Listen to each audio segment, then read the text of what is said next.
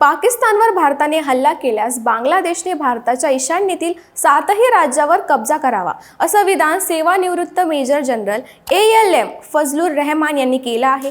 आपल्या देशात सामाजिक अस्थिरता, आर्थिक संकट आणि प्रशासनाचा बोजवारा उडालेला असताना बांगलादेशचे माजी लष्करी अधिकारी युद्धाच्या अवास्तव कल्पनामध्ये रमलेत. चीनसोबत सैनिकी भागीदारीचं त्यांच्या मनातलं चित्र हास्यास्पद असून हे विधान भारताच्या संयमाची परीक्षा पाहणारे आहे. नोबेल पारितोषिक विजेते मोहम्मद युनूस यांनी चीनच्या भेटीत भारताच्या ईशान्य प्रदेशाला समुद्रवाहिनी म्हणून हिणवत बांगलादेशला समुद्र रक्षक म्हणवून घेतलं.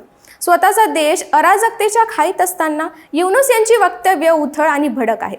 भारताने संयमी प्रत्युत्तर देत बांगलादेशचा माल भारतातून बाहेर नेण्याची व्यवस्था बंद केली आणि स्पष्टपणे दाखवून दिलं की शेजारी म्हणून आदर ठेवला नाही तर सवलतही मिळणार नाहीत.